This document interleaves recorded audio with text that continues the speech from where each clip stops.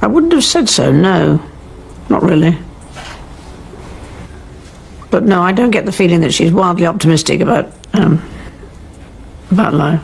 A pragmatist, I think. Princess Anne had faced funerals, scandals, betrayals, and decades of royal pressure without allowing the world to see her break. But inside a sealed room at Windsor Castle, one final letter from the Queen Mother changed everything. As Anne reached the final paragraph, her hands began to tremble. Then came the tears. The message did not merely warn the Princess Royal about Camilla, it exposed a calculated plot that had been unfolding inside the monarchy for years. Before we go deeper into what this really means for the royal family, make sure to subscribe so you don't miss a single update. Anne had entered the royal archives expecting ceremonial papers, old schedules, and routine correspondence. Instead, the keeper placed a locked case before her, confirmed the wax seal and handwriting, then left without another word. The royal archives are the protected collection, where official family records and private sovereign papers are preserved. Inside waited a cream envelope bearing Anne's name and one chilling instruction: open only when the crown faced an internal struggle over influence and succession. The Princess Royal broke the seal slowly. She read the first page once, the second twice, and the final paragraph 3 times. The letter claimed Camilla had built a deliberate plan to isolate senior royals, weaken William and Catherine, and secure control over Charles's household, advisors, and royal residences. Anne pressed one hand against the table. She had accepted the Queen Consort as her brother's companion, defended family unity, and refused to feed old hostility. Now that loyalty felt close to blindness, the words became harder. The Queen Mother warned that Charles might one day be forced to choose between his marriage and the monarchy itself. The late royal matriarch, remembered as the sovereign's mother and a powerful guardian of royal continuity, had not written in anger. She had written with precision. Anne removed her glasses, placed them beside the letter, and wiped tears from her face before anyone could return. Then the warning deepened. 3 private interventions had been preserved as evidence. One concerned William's access to future king briefings. Another involved control of palace property. The third described an attempt to change who could advise the sovereign, meaning the reigning monarch who holds constitutional authority. Each intervention pointed toward the same purpose: make Charles dependent on a circle shaped by Camilla. Anne reached the final page and froze. A second envelope existed under protection. It contained names, dates, and the exact incident that convinced the Queen Mother the plot was real. Anne entered the archive believing she was protecting the past, but the second envelope was about to force her into a battle for the monarchy's future. The letter named Camilla, but its consequences reached far beyond one woman. Anne feared for the institution she had served without hesitation. Charles faced the possibility that his deepest personal loyalty had been manipulated. William stood to inherit a crown weakened from within. And Camilla, still unaware that the message had surfaced, continued moving through palace life as though the structure around her remained secure.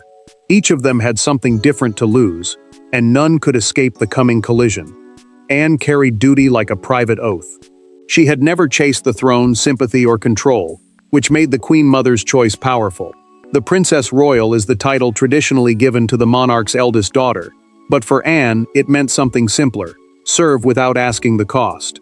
The late matriarch had trusted her, because ambition could not bend her judgment. Now that trust demanded she challenge her brother. Charles remained the deepest wound in the letter. He had leaned on Camilla through years of hostility, family division, and rejection. The king, meaning the reigning sovereign who carries the crown's constitutional responsibility, had defended her as proof that endurance could survive disgrace. Any charge against the queen consort struck at his heart and authority. If she had manipulated palace power, then he had failed to see it or refused to look. Anne remembered the boy before the crown. She remembered Charles seeking quiet corners when pressure became heavy, and felt the instinct to protect him rise again. But the pages offered no safe escape. Silence might spare the man humiliation while leaving the monarch exposed. That choice hurt because love and duty were no longer standing together. William arrived after Anne requested a conversation in a sitting room. She kept the letter folded on her lap and asked whether he had ever felt deliberately excluded from decisions about his future.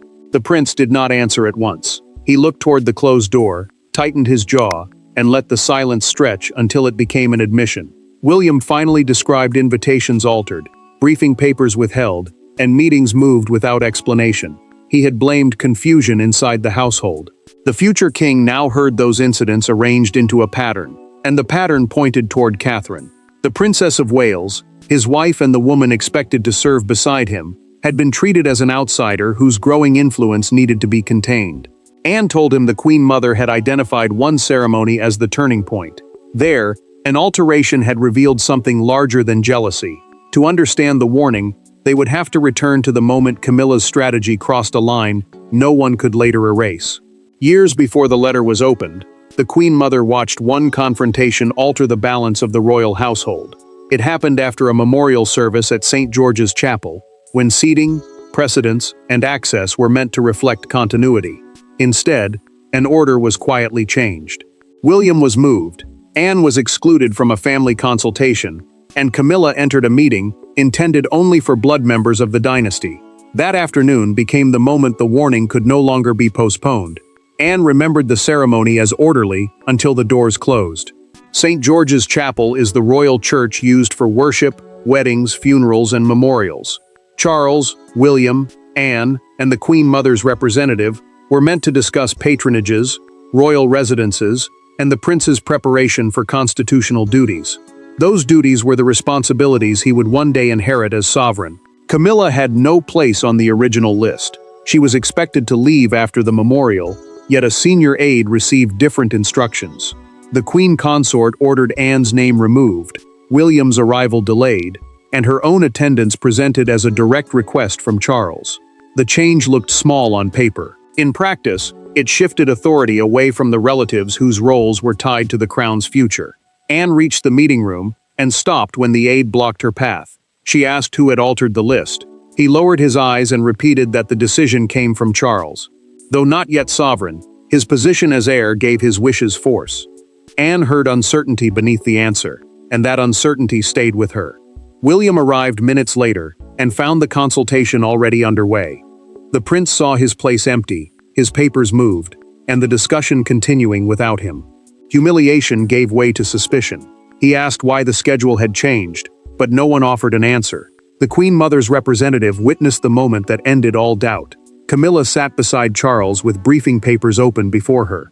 When Anne entered despite the objection outside, she closed the folder and said the meeting had become too sensitive for a wider circle. Anne stared at her. Charles said nothing. That evening, the representative documented the exchange in a written account and delivered it to the Queen Mother. She concluded that Camilla was testing whether protocol could be overridden through Charles's trust. Two similar attempts followed, one restricting William's estate records, another placing loyal advisors around the household. Anne possessed the trigger, the pattern, and the warning. She requested a meeting with Charles and insisted Camilla attend. The ceremony explained how the plot began, but only confrontation could reveal whether she would deny it, defend it, or expose something worse. No aides were permitted inside. No secretaries waited behind the door. Anne entered the king's private drawing room carrying the letter in both hands, while Charles stood beside the fireplace and Camilla remained seated near the window. The Princess Royal did not raise her voice. She did not need to. She placed the pages on the table and told her brother that the Queen Mother had left a final warning about his wife. In that instant, the room changed. Anne had chosen Clarence House because this was not merely a dispute over procedure. It was a test of family trust and royal authority. Clarence House is the London residence used by Charles and Camilla, where personal loyalty sits beside duty. Charles had agreed to the meeting believing the archive contained ceremonial complaints.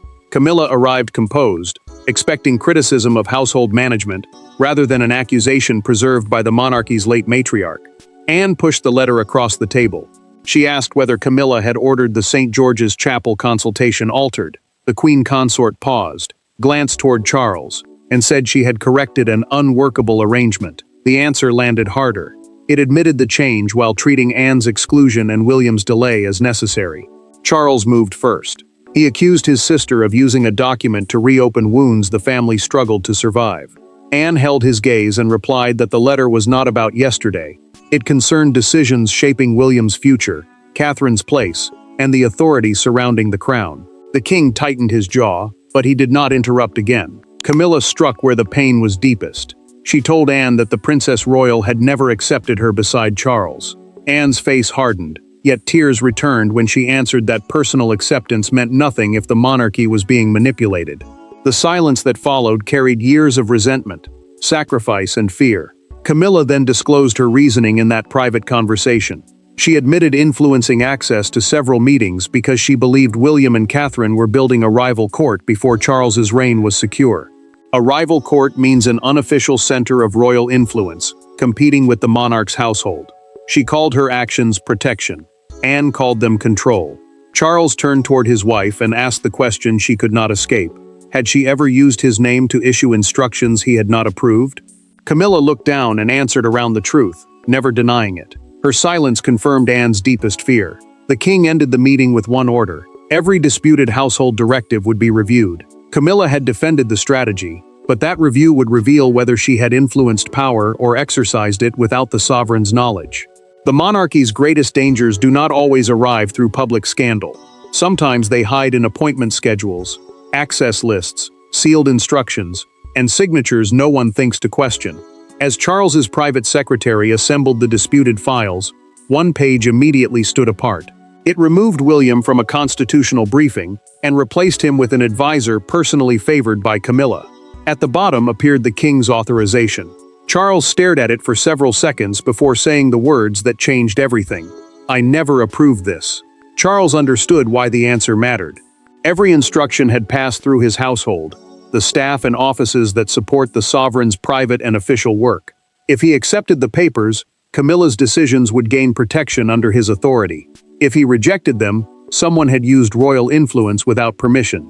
Anne sat beside him not as an investigator, but as the person entrusted by the Queen Mother to ensure the warning could not be buried.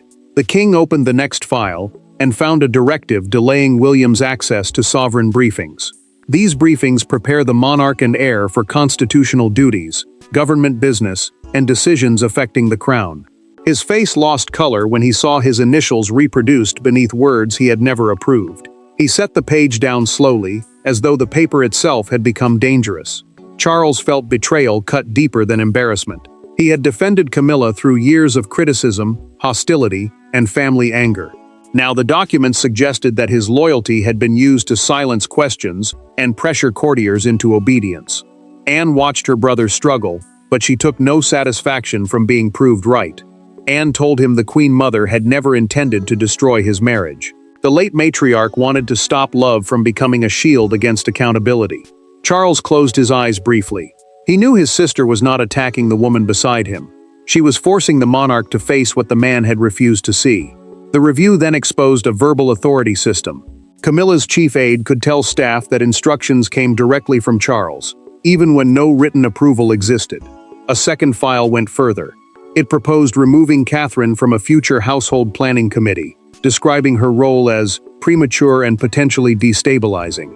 For the first time, the king understood that protecting Camilla now required limiting her power, not defending every choice she had made alone. Charles reached for his pen. He signed an immediate order suspending her authority over staffing, access lists, and household recommendations until the review ended. The stroke did not end the crisis. It made the consequences real, and she was about to discover how quickly palace doors could close. The consequences arrived before Camilla had time to prepare a defense. Her morning briefing was cancelled. 2 advisors were reassigned. A meeting she had chaired for years disappeared from the palace diary. Then, shortly after noon, a private secretary entered her sitting room and explained that all household instructions would now require written approval from the king. Camilla did not protest immediately. She simply looked at the empty chair beside her desk and understood that the power she had built around herself was being dismantled. Camilla kept her title and public position, but the suspension cut deeper than ceremony. The queen consort would still appear beside Charles, yet she could no longer shape appointments, invitations, briefings, or access through informal influence. That authority had never been written into law.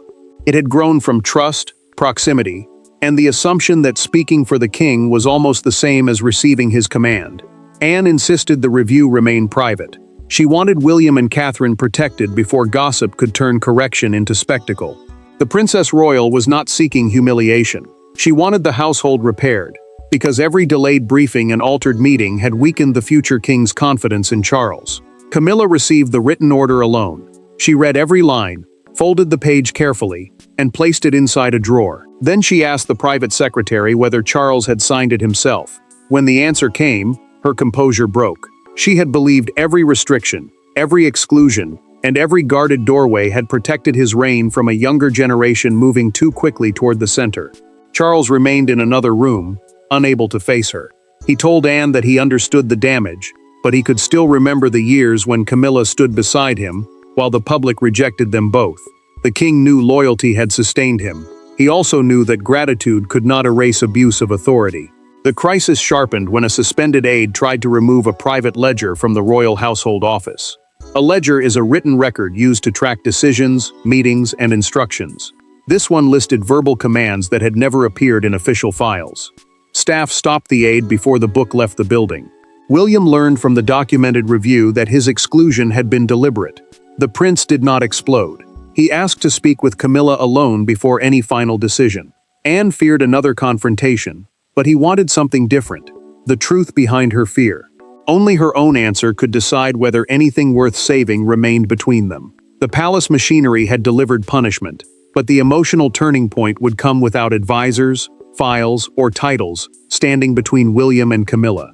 William did not meet Camilla as the heir confronting the queen consort. He met her as a son who had spent years watching his father defend a relationship at enormous personal cost.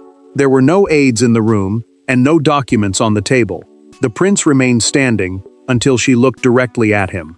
Then he asked one question: had she tried to protect Charles, or had she tried to make the monarchy dependent on her?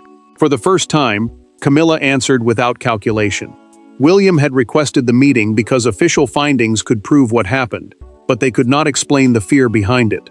The future king understood that papers record decisions, not motives. Camilla agreed, because she knew his judgment would shape whether she retained any meaningful place inside the family after Charles's reign ended. William closed the door himself and left the table bare. Camilla began by defending the altered schedules, the delayed briefings, and the advisors she had placed around the king. He stopped her. Then he asked whether she had ever considered what those exclusions did to his relationship with his father. The question broke through her defense. William explained that every cancelled meeting had felt like rejection from Charles. Each missing paper had suggested that the king doubted his judgment. Camilla had claimed she was protecting the monarch, yet her actions had widened the distance between father and son. Camilla finally spoke with painful honesty during that private conversation. She admitted that William and Catherine's growing popularity had frightened her. The Princess of Wales, the title held by the wife of the heir, had become a powerful symbol of the monarchy's future. Camilla feared that once the younger couple moved closer to the center, she would again become the woman the institution tolerated rather than accepted. Then came the confession. Camilla admitted she had authorized the meeting changes, approved language describing Catherine as destabilizing, and allowed aides to use Charles's name without written permission. She believed he would support the decisions afterward, because she had convinced herself that protecting his reign justified the method. William offered no forgiveness. He told her the truth had to be repeated directly to Charles and Anne. With the ledger surrendered and the verbal authority system ended, Camilla agreed to dismiss the aides who had operated it. For Camilla, surrendering them meant surrendering the shield she had built around herself. The family now possessed evidence and confession. Only one choice remained: conceal the breach, or acknowledge its consequences before the world defined the story for them. William left without comfort, but Camilla's admission transformed suspicion into a truth the palace could no longer deny. By sunrise, the story had escaped the palace walls. Broadcasters interrupted their schedules. Newspapers rebuilt their front pages, and crowds gathered outside Buckingham Palace beneath a sky heavy with summer rain. The public did not know every private detail, but one fact dominated every report. Princess Anne had acted on a final warning from the Queen Mother, and Camilla's household authority had been suspended. A family conflict had become a national reckoning over trust, power, and the future of the crown. Charles understood that silence was no longer possible. The palace released a controlled statement confirming that household procedures had been breached and permanent reforms ordered. Buckingham Palace is the monarch's official London headquarters, where major royal announcements are issued. The statement protected the Queen Mother's private letter, but it admitted enough to show that the crisis was real. Anne refused to stand before the public as a victor. She told Charles during a recorded palace consultation that the language must focus on constitutional boundaries, the rules separating personal influence from official royal power, rather than punishment. The Princess Royal wanted correction, not revenge. She knew humiliation could turn accountability into another family war. The Chronicle captured the public mood before noon. Its front page showed Anne leaving Windsor beneath the headline, "Her Final Warning." A smaller photograph showed Camilla arriving alone at Clarence's house. The contrast was brutal. One woman appeared as duty personified, while the other seemed isolated by the system she had tried to control. Outside Buckingham Palace, emotion became visible. An elderly woman placed white roses beside a photograph of the Queen Mother near the gates. Younger visitors held signs praising Anne for choosing duty over family silence. The crowd did not know every name in the ledger, but it understood the central wound. Trust had been used as a pathway to power. Charles watched the coverage with the television muted.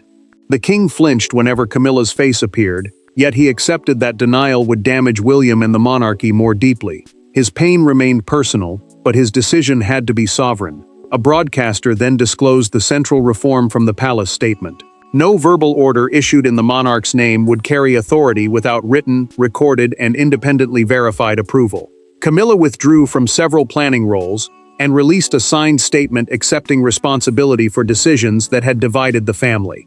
Anne waited until the public pressure eased. Then she returned to the archive and faced the final choice. The choice would be neither simple nor painless. The world had delivered its judgment, but she still owed the Queen Mother, and her own family, a decision about how the truth would be remembered. Princess Anne returned to the archive where the crisis had begun. She was no longer the woman who had entered expecting routine papers. She had confronted her brother, exposed a hidden system of influence, and watched a family wound become a national scandal. Now she held the Queen Mother's letter for the final time. Anne did not destroy it, publish it, or hide it again. She chose a path that protected truth and dignity. Anne ordered the letter, the supporting ledger, Camilla's confession, and Charles's reforms sealed together inside the royal archives. That institution preserves protected records, so future sovereigns can understand past decisions. The truth would remain where it could instruct the monarchy without becoming a weapon against the family. Its lesson would survive long after the pain of that morning had faded from memory. William received a certified summary explaining how informal influence had overtaken formal responsibility. The future king read how verbal orders, access, and loyalty had allowed authority to move without checks. He also saw how the breach had been corrected. Charles signed the reforms himself, and the prince understood that his father had chosen accountability over denial. Anne sat alone at the archive table and wrote a note beneath the Queen Mother's message. The warning was received, the crown was protected, the family endured. Then she allowed herself to grieve. Her tears were not for being proved right. They came because duty had forced her to wound the brother she wanted to protect. Charles kept his marriage, but permanently ended Camilla's independent household authority. The king admitted to Anne in a recorded conversation that love could not place anyone beyond the limits protecting the crown. She remained beside him, yet the network she had built was gone. Her consequence was not banishment. It was the loss of unquestioned trust and the burden of rebuilding damaged relationships through humility. William accepted Charles's apology and agreed that the family had to move forward. He refused to let it define the reign he would inherit. That choice turned pain into discipline. The Queen Mother's letter had not destroyed the monarchy. It exposed the danger of allowing fear, loyalty, and unchecked access to become stronger than duty. Anne's tears were not weakness. They marked the cost of protection.